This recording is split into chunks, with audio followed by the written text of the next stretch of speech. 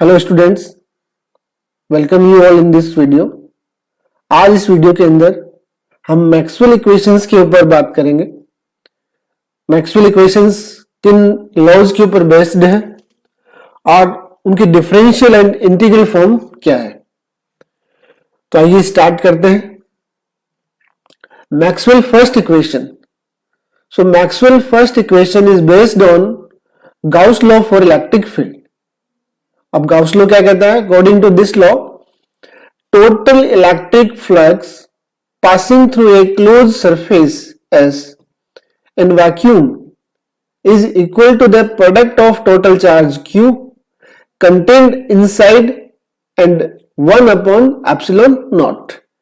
या epsilon naught is basically the permittivity of the medium. तो Gauss law का statement बहुत सिंपल है, जिसको आप सीनियर सेकेंडरी क्लासेस के अंदर ऑलरेडी पढ़ चुके हैं। So according to this Gauss law statement we can write the mathematical statement of this. So what is the Gauss law is saying? Total electric flux. So total electric flux is basically given by phi E, और flux को जब भी आप किसी surface से निकालते हैं, suppose we have the surface S, so it will be the surface integral of the electric field. So this electric flux can be written as E vector dot dA vector.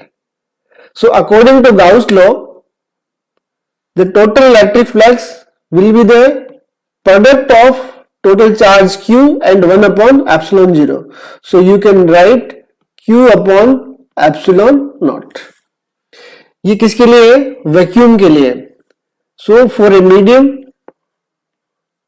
अगर हमारे पास में medium हो तो medium के लिए क्या हो जाएगा?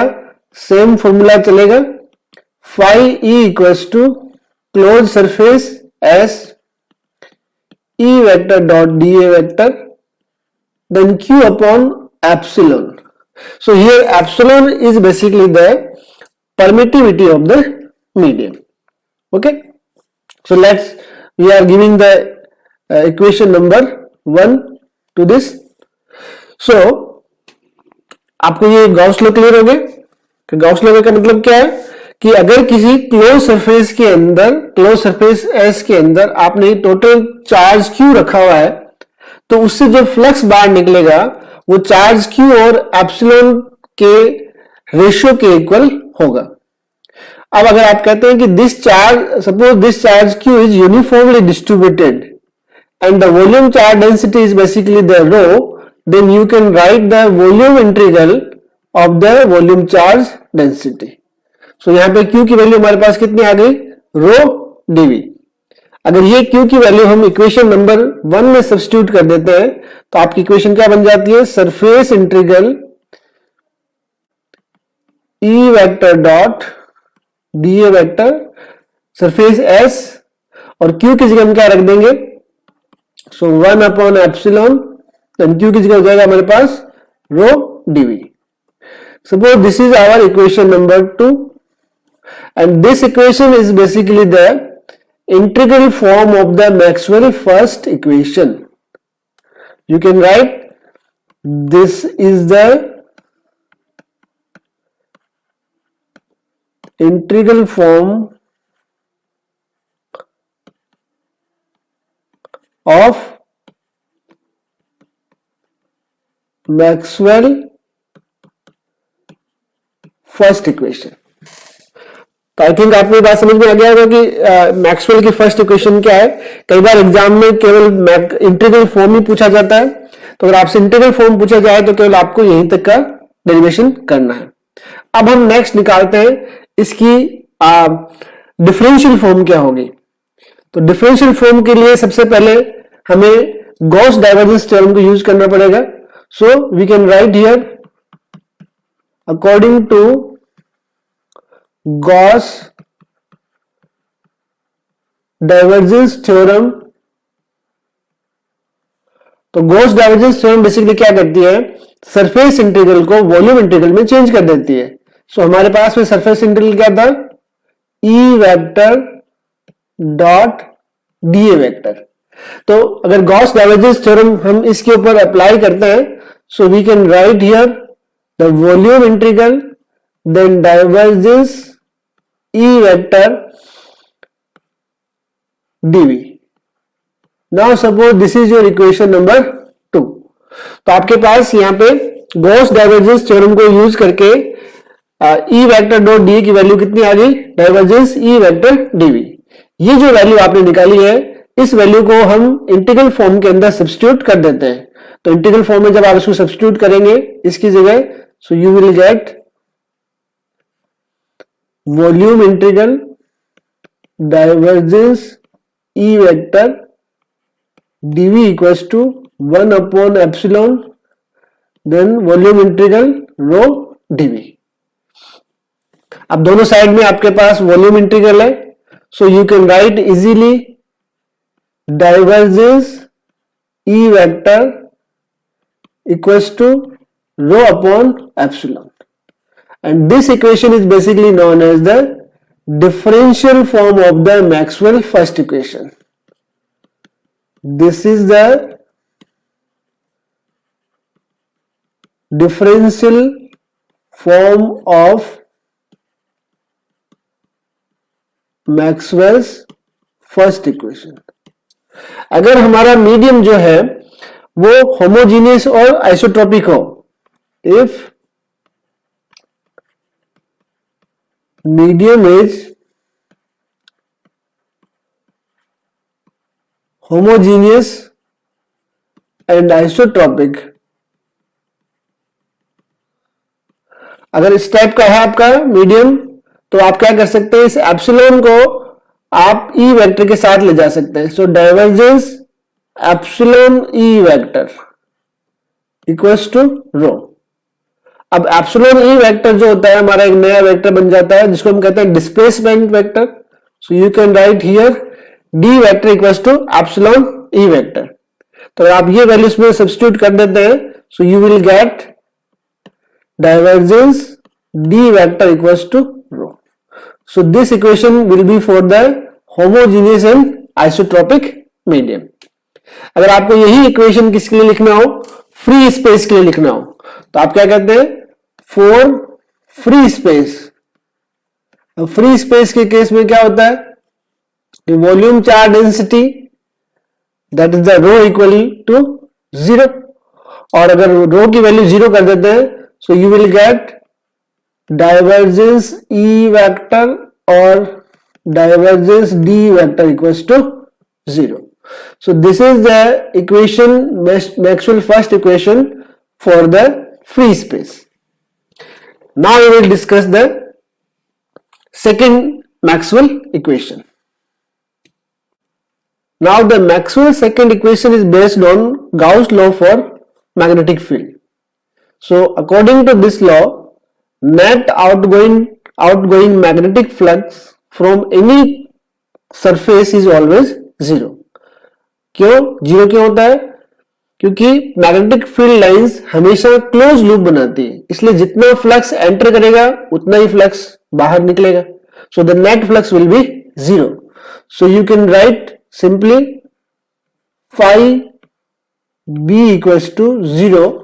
और फाई बी को हम क्या ले सकते हैं, यहां पर surface integral of P vector dot D A vector equals to 0. So this is our second Maxwell equation in integral form.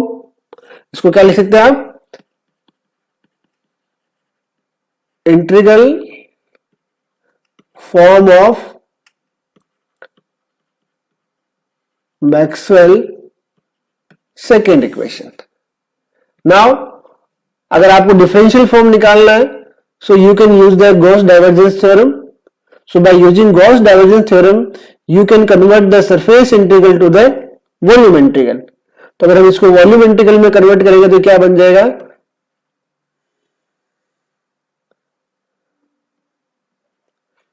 B vector dot DA vector equals to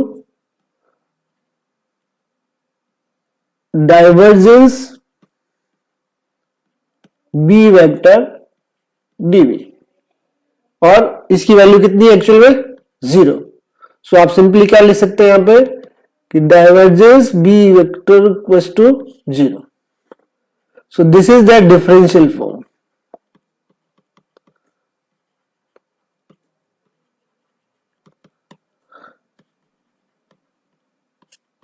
So this is the differential form of the Maxwell second equation. Now Maxwell third equation is based on Faraday's law of electromagnetic induction. So according to this law, whenever magnetic flux linked with a circuit changes, an EMF is induced in the circuit and the induced EMF is directly proportional to the rate of change of magnetic flux linked with the circuit.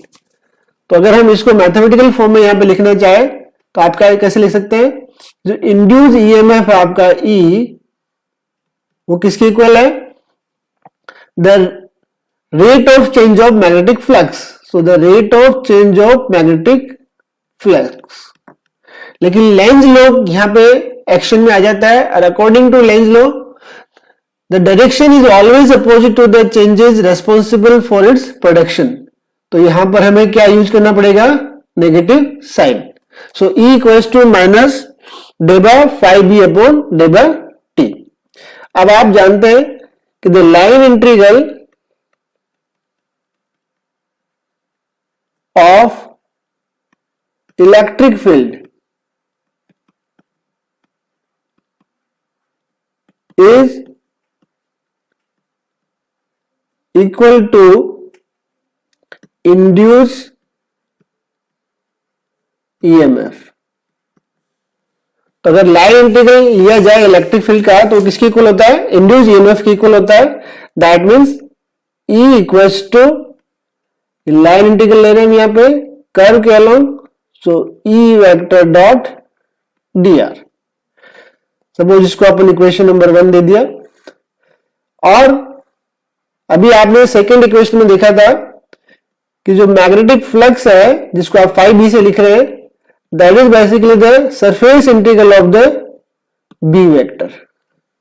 So 5b की value कितनी आ गई, v vector dot D vector. अगर ये दोनों values हम equation 1 में substitute कर देते हैं तो हमारी इक्वेशन बन जाती है E vector dot dr equals to minus deba by deba t then surface integral B vector dot da vector. तो अगर ये इंटीग्रल और डिफरेंशिएशन को इंटरचेंज कर दे तो आपके पास क्या बन जाएगी equation, E vector dot dr equals to minus surface integral del B vector by del t dA vector. So this is the integral form of the Maxwell third equation. You can write here,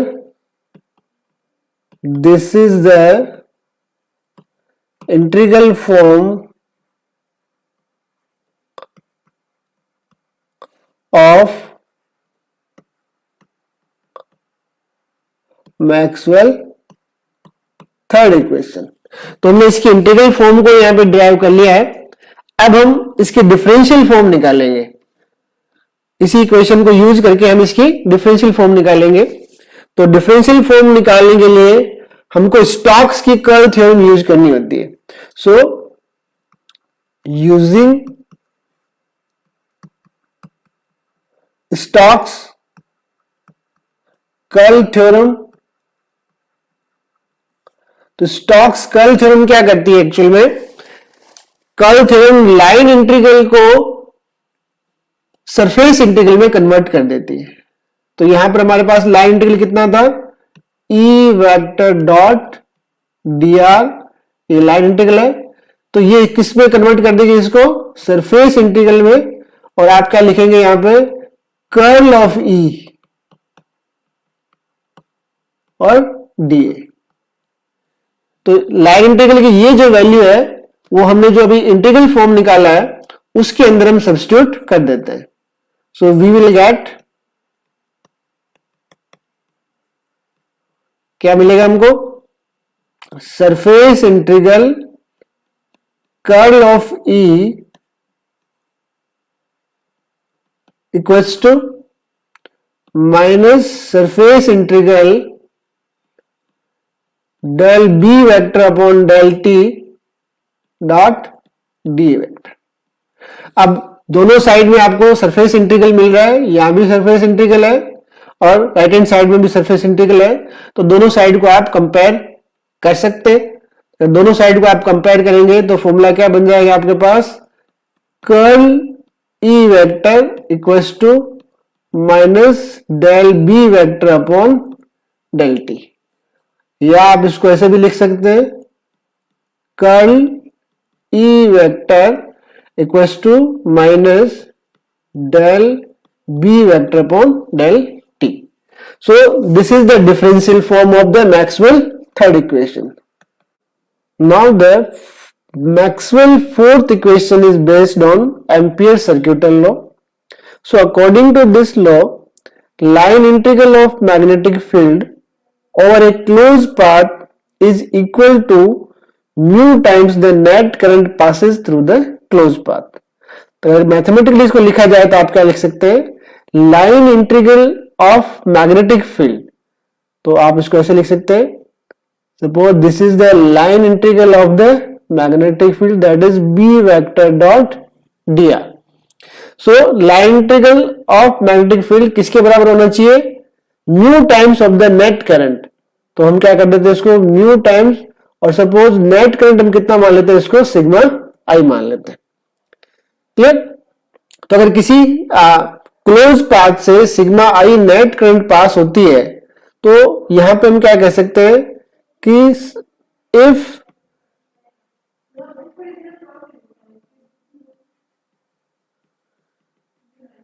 current density is J vector, अगर current density J vector है तो आप क्या लिख सकते हैं, sigma I equals to surface integral of current density J vector.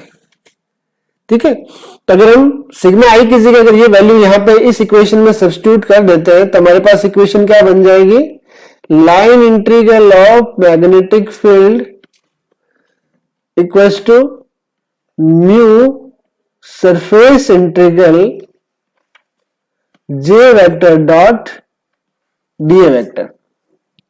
ये आपके पास इक्वेशन यहां पर आ चुकी है। अब हम स्टोक्स कर्ल थ्योरम को यूज कर लेते हैं। सो यूजिंग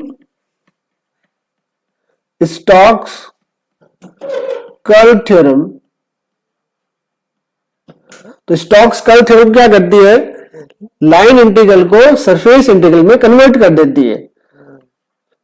तो ये क्या बन जाएगा आपका, B vector dot D R equals to surface integral, और ये बन जाएगा आपका curl of B, curl of B D A, और ये वैल्यू किसके इक्वल होगी आपके पास, mu surface integral J vector dot D A vector. अब आपके पास इस इक्वेशन के अंदर दोनों साइड में क्या आ गया, सरफेस इंटीग्रल। तो आप इस इक्वेशन को क्या लिख सकते हैं, यहां पर simply you can write curl of B vector equals to mu J vector. अब हमारे पास एक फाइनल ये इक्वेशन आ गई है। अभी तक ये मैक्सवेल इक्वेशन डिराइव नहीं हुई है। अब क्यों नहीं हुई है इसका मैं आपको क्लियर बताता हूं कैसे नहीं हुई है। तो हम नेक्स्ट क्या करते हैं, ये जो इक्वेशन हमारे पास आई है curl B vector equals to mu J vector, एक बार इस इक्वेशन को वापस यहां लिख लेते हैं नए से। So curl B vector equals to mu J vector. अगर हम इस इक्वेशन का दोनों साइड डाइवर्जेंस ले लेते हैं तो क्या बन जाएगा, देखो divergence of curl B vector, so mu divergence J vector. अब यहां पे एक वेक्टर आइडेंटिटी होती है कि अगर किसी वेक्टर क्वांटिटी का कर्ल ले लिया आपने, जैसे आपने ये लिया कर्ल बी वेक्टर। और अगर आप इसका डाइवर्जेंस ले लेते हैं तो इट इज ऑलवेज जीरो। आपकी वेक्टर क्वांटिटी से कुछ भी हो, अगर उसका आपने कर्ल लिया और उसका अगर आपने डाइवर्जेंस लिया है तो इसकी वैल्यू हमेशा कितनी आएगी? जीरो आएगी। तो इस हिसाब से लेफ्ट हैंड साइड मेरा क्या बन जाएगा? जीरो। ये हो जाएगा म्यू डाइवर्जेंस जे वेक्टर। ठीक है, अब म्यू तो हमारा कोफिशिएंट है, इसको हम कुछ नहीं करना हमको। So you can write simply divergence J vector equals to zero. Suppose ये हमारी इक्वेशन नंबर 1 हो गई। तो यहां पर हमें क्या रिजल्ट मिल गया? Divergence J equals to zero, but from equation of continuity for current. अब equation of continuity of current क्या कहती है कि divergence of J plus del rho by del T equals to zero. Suppose this is our equation number 2। तो equation 1 में आपने क्या result निकाला है कि divergence J equals to zero, और कंटिन्यूटी इक्वेशन क्या कहती है आपको कि divergence J plus del rho by del T equals to zero. अगर दोनों इक्वेशन को कंपेयर करते हैं तो आप यहां पे रिजल्ट निकाल सकते हैं कि रो इक्वल्स टू जीरो और कांस्टेंट। ये दोनों इक्वेशन अगर आप डाइवर्जेंस जे की वैल्यू इक्वेशन 1 से इक्वेशन 2 में रख देते हैं और इसको फिर यहां से सोल्व करते हैं तो आइदर या तो रो की वैल्यू जीरो हो तब ये ऐसा हो सकता है, या रो की वैल्यू क्या हो? कांस्टेंट। तो आप यहां से क्या कह सकते हैं कि this Ampere's law is valid only for the steady currents. Steady current से क्यों हो रहा है यहां पे? क्योंकि हमारे पास इस वॉल्यूम चार्ज डेंसिटी जो कि चार्ज क्यू के ऊपर डिपेंड करती है वो कितना है? कांस्टेंट। सो आप क्या कह रहे हैं यहां पे कि Ampere's law is valid only for the steady currents, है ना। और साथ में हम ये भी कहते हैं कि एम्पियर्स लॉ किसको रिलेट करता है? मैग्नेटिक फील्ड को स्टेडी करंट के साथ में रिलेट करता है। ठीक है, लेकिन अगर इलेक्ट्रिक फील्ड का वेरिएशन टाइम के साथ में किया जाए, so if electric field changes with respect to time then it will produce the current that will be the non steady current. Clear? तो अगर एम्पियर्स लॉ आप यहां पे यूज करते हैं that should be valid for the steady and non steady current, otherwise it will be the contradiction of the continuity equation. लेकिन यहां पर क्या हो रहा है? एम्पियर्स लॉ किसके लिए वैलिड हो रहा है? खाली स्टेडी करंट के लिए। लेकिन करंट तो केवल स्टेडी चार्जेस के कारण ही प्रोड्यूस नहीं होती है, बल्कि इलेक्ट्रिक फील्ड के वेरिएशन के कारण भी प्रोड्यूस हो रही है। तो यहां पर ये थोड़ा सा इनकंसिस्टेंसी इस लॉ के अंदर आ गया है, जिसको मैक्सवेल ने क्या कर दिया? दूर कर दिया। So this inconsistency in Ampere's law is removed by the Maxwell and he gives the modified Ampere's law. अब modified Ampere's law में Maxwell ने क्या सजेस्ट किया है कि the total current density J vector जो आपने यहां पे यूज किया है can be considered as made of two type of current. ये जो total current density जो आपने J vector यहां पे यूज किया है वो बेसिकली सम है दो टाइप की करंट डेंसिटी का। कौन कौन सी? फ्री करंट डेंसिटी, एंड जो फ्री करंट डेंसिटी वो किसकी वजह से है? Which is come from the motion of free charges. और दूसरी है आपकी displacement current density which comes from the change in the electric field with respect to time. तो एज पर मैक्सवेल आपने ये जो current density J vector use किया है, ये जे वेक्टर दो करंट डेंसिटी का सम है। एक तो आपका जे एफ वेक्टर और दूसरा आपका जेडी वेक्टर। अब यहां पे जेएफ वेक्टर कौन सी है? Free current density which comes from motion of the free charges, while this jd vector is the displacement current density which comes from the change in electric field with respect to time. तो अब अगर आपके पास में j vector की ये वाली value आपने यहां पे ले ली है, तो अब हम उसी इक्वेशन को पूरा वापस से सोल्व करते हैं जो आपने यहां पे ऊपर सोल्व किया है। यहां पे हमने क्या लिया है? Curl of B equals to mu J vector. अब इस जे वेक्टर की जगह में क्या रखना है, JF vector plus JD vector. तो एक बार हम इसको फिर से सोल्व करते हैं। तो यहां लिखते हैं curl B vector equals to mu J vector, और नेक्स्ट लाइन में हम लिख देते हैं curl B vector equals to mu, और जे वेक्टर जो है बेसिकली वो क्या है आपका जे एफ वेक्टर, एक सेकेंड गलत हो गया, और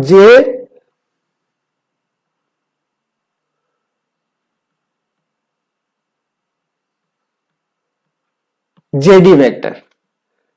ये हमारे पास इक्वेशन आ गई। अगर हम इसके अंदर मैक्सवेल का सजेशन इनकॉर्पोरेट कर लेते हैं तो अब इस इक्वेशन का वापस हम दोनों साइड डाइवर्जेंस ले लेंगे। तो डाइवर्जेंस लेंगे तो क्या हो जाएगा, divergence of curl B equals to mu divergence of J F vector plus divergence of JD vector. So as per identity, left hand side of this equation will be 0. तो अगर लेफ्ट हैंड साइड 0 है तो right hand side की value क्या रह जाएगी, divergence of J F vector divergence of JD vector. तो अगर हम म्यू को 0 में भेज देते हैं तो हमारे पास रिलेशन क्या आ जाएगा कि divergence of J F vector equals to minus divergence of JD vector. ये हमने एक छोटा सा रिलेशन यहां पे मैक्सवेल के सजेशन को मानते हुए निकाल लिया। अब आपके पास जो इक्वेशन ऑफ कंटिन्यूटी होती है वो क्या होती है, बेसिकली दैट इज यहां लिख सकते हैं हम फ्रॉम इक्वेशन ऑफ कंटिन्यूटी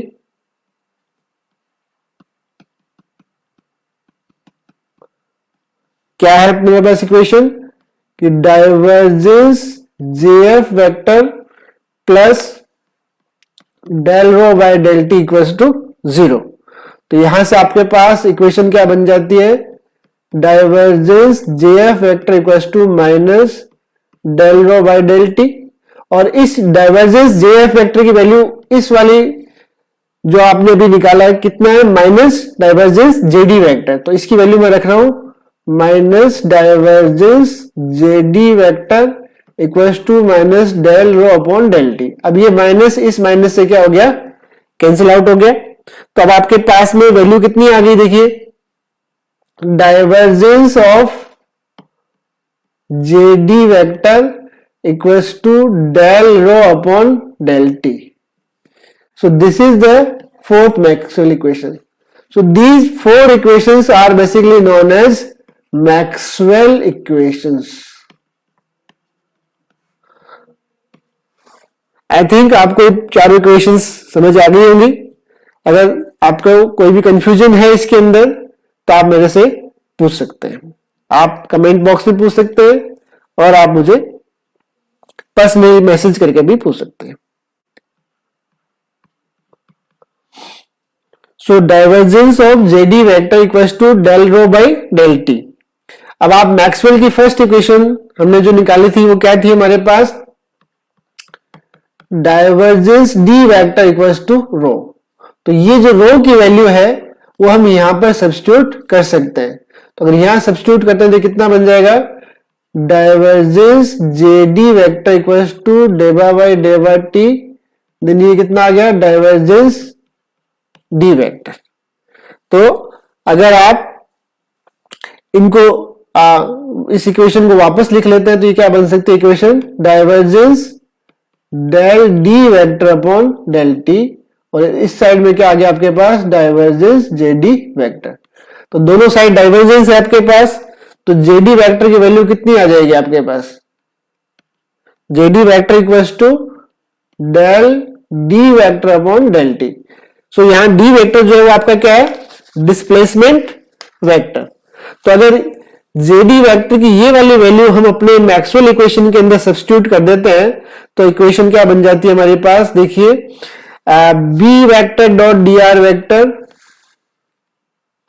जो लाइन इंटीग्रल वाली इक्वेशन हमने लिखी थी, इक्वल्स टू म्यू, अब सरफेस इंटीग्रल था, फिर यहां पे हमारे पास जे वेक्टर था। अब जे वेक्टर की जगह हमें क्या लिखना पड़ेगा, यहां पे जे F vector plus JD vector dot DA vector. तो अगर हम यहां पे इस जेडी वेक्टर की वैल्यू जो ऊपर से इक्वेशन में आपने निकाली है, अगर वो रख देते हैं तो इक्वेशन क्या बन जाएगी आपके पास, line integral B vector dot D R vector equals to mu surface integral J F vector, और जेडी की जगह क्या रख सकते हैं हम यहां पे, d by D vector by d by T dot DA vector. ये जो आपके पास इक्वेशन बनी, इस इक्वेशन को हम क्या कह सकते हैं, this is the integral form of the Maxwell fourth equation. So this is the integral form of Maxwell fourth equation। अब चाहे तो हम इस इक्वेशन की डिफरेंशियल फॉर्म कन्वर्ट कर सकते हैं।